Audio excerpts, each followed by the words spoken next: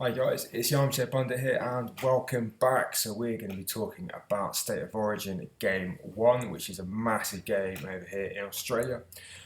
Coming up in this show, we're going to be talking about teams, how they line up, how they're looking, the strengths and weaknesses, the key matchups between the two sets of teams, and then going on to a prediction of the game. But yeah, that's all to come.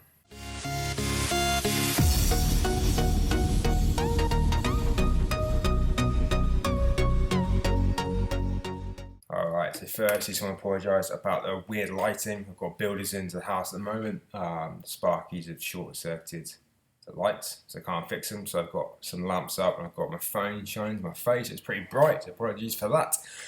Right, let's get straight into this then, shall we? So obviously it's a massive game coming up. It's game 1 of the 2017 series, and obviously it's just huge. It's absolutely massive. I'm looking forward to this one. It should be a really good series. I can't wait. I can't wait for it to start. It's going to start tomorrow night, or tonight probably when this video is out. Having a look through the teams at the moment, you'll see the start with New South Wales. Starting from fullback, got Tedesco, Ferguson, Dugan, Hayne, Brett Morris, James Maloney, Mitch Pearce. Into forwards, Aaron Woods, Peets, Andrew Fifita, Josh Jackson, Boyd Cordner, who's captain, Tyson Frizzell. On the interchange, you got Dave Clemmer, Wade Graham, Jake Trbojevic, and Jack Bird. And you've also got a bit of an extended bench, but I don't think they'll be included necessarily.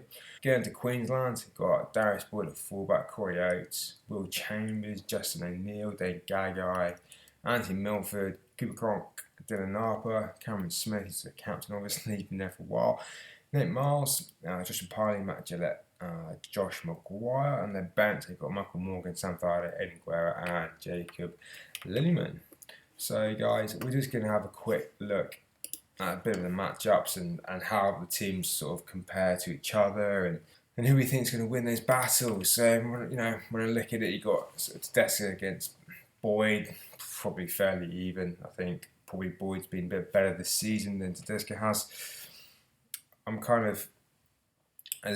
not too surprised Tedesco's in there, but I think there are probably maybe some better options than him. Not that really many of the New South Wales fullbacks have been playing that well this year, but Darius Boyd all season has been solid. Let's have a look at the battle of the centres. You've got Josh Dugan, Jared Hayne against Will Chambers and Justin O'Neill.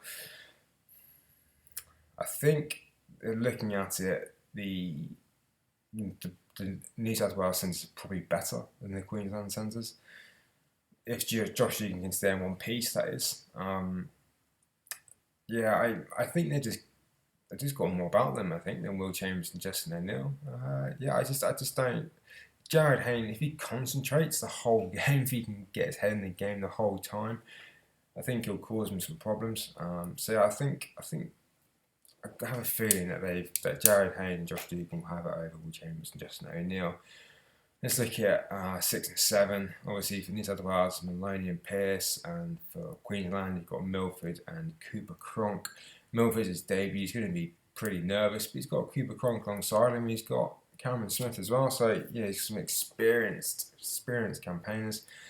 Up against Mitchell Pearce, James Maloney. James Maloney's obviously been and done it. Mitch Pearce, can he get that monkey of his back in this series? He's getting there with quite a lot of pressure. People think he shouldn't be there. I think time will tell. Game 1, unfortunately, is in Suncorp. It's baptism of fire for him, certainly. Again, I think looking at it and looking at the hooker as well, you've got Nathan Peets, New South Wales, he's on debut. I think the fact that Milford's got Cooper Cronk and Cameron Smith and Darius Boyd around him, I think will take a lot of the pressure off him, whereas Mitchell Pearce hasn't got that additional quality necessarily around him. James Maloney's solid, but he can be a bit petulant. James Tedesco is hot and cold at the moment. Nathan Peets on debut. So I think actually, I think Milford and Cronk have probably got it slightly over Maloney and Pearce. Let's have a look at the front row just as a bit of a whole. We break the pack up. Woods, Peets, Fifita up against Napa, Smith and Mars.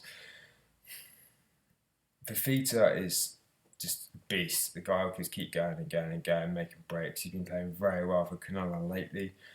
You compare that with, say, Dylan Napa. He's just smashes people all day long.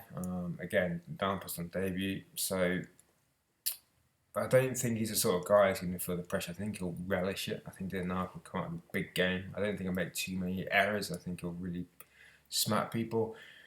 He'll battle the hookers, Cameron Smith, like joint most capped Australian player of all time, up against a debutant in Pete's. Will the pressure get to Nathan Pete's? I don't know. I don't think so. He seems like a pretty chilled out kind of guy, and I think there have been reports of sort of tweets he's made a few years ago how he really wanted this opportunity, and I think hopefully he'll take it. But obviously Cameron Smith has been there and done it for years. Finally, we've got Aaron Woods probably up against, say, Nate Miles.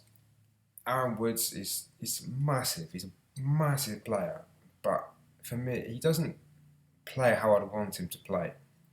He's got the frame, he's got the size, he should be causing serious damage to teams, he should be causing major injuries. He doesn't do it. He doesn't smash people.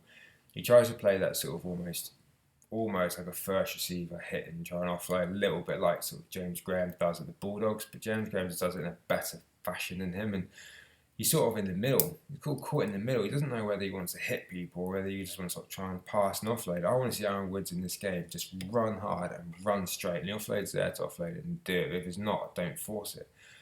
I'm a little bit disappointed actually to see him starting in that team. It's a big call, but for me, he doesn't bring the kind of thing that I want him to bring. I'd much rather see David Clemmer start and just smack people.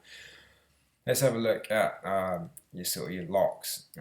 You got Josh Jackson, Boy Corden, and sort of Frizzell up against Parley, Gillett, and Josh Maguire. I think Boy Corden and Matt Gillett are probably on par. I think in terms of how they play. So there's not much between them.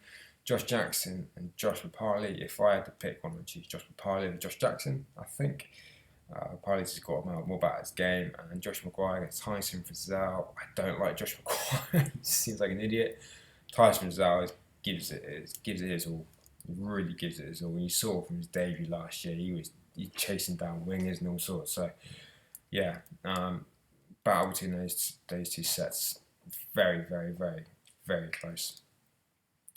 Let's have a little look at sort of maybe perceived strengths and weaknesses and selections. Now they chose Anthony Milford because Jonathan Thurston's out. They didn't choose Michael Morgan because they wanted him on the bench as a bit of a utility player on the bench. You can't understand that. Anthony Milford, as I said, he's got a lot of support around him, a lot of experience around him. Bearing in mind that Billy Slater's not playing, he's not even on the bench.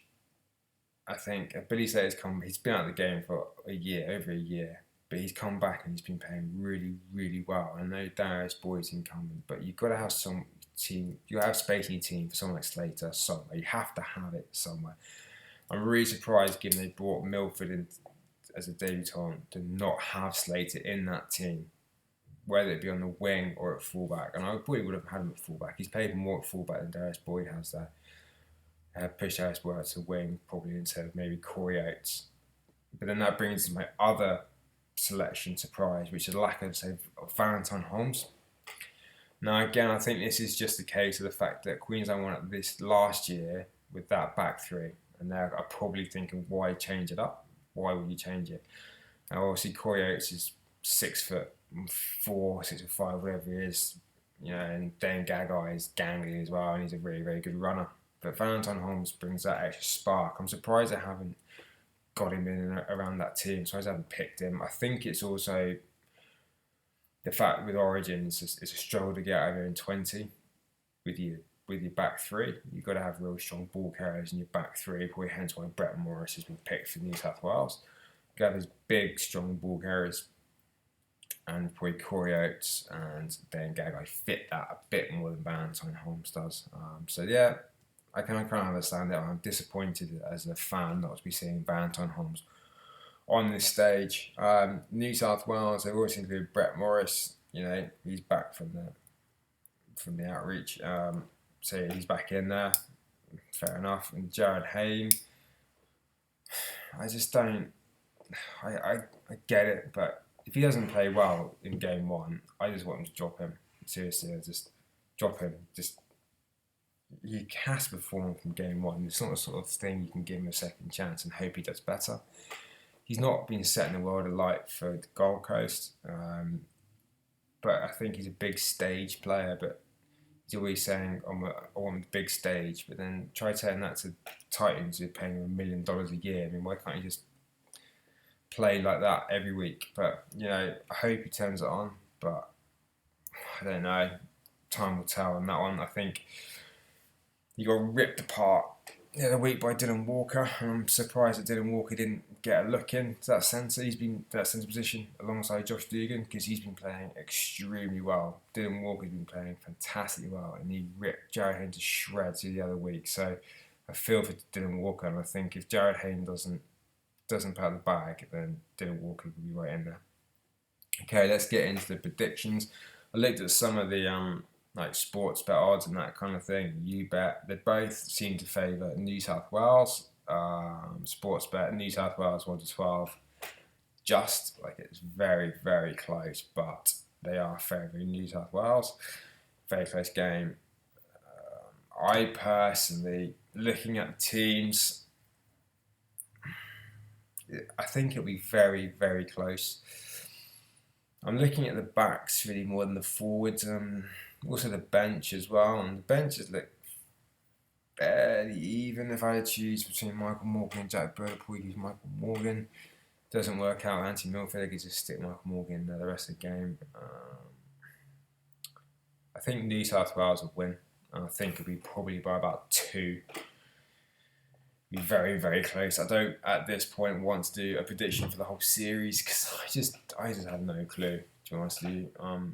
If New South Wales can win this first game in Suncorp, I would back them then to do a job in Sydney. If they don't win this first game, it's an uphill struggle. It really is. And yes, they could win in Sydney, but we all know what can happen in Suncorp in Game 3. It's generally, New South Wales get absolutely battered. Anyway, guys, I really hope you enjoyed this. A bit of a ramble, I'm sorry about that. I'm sorry again, apologies for the lighting, but can't really do too much about it. Anyway, I will catch you for the game reaction next time. Cheers, guys.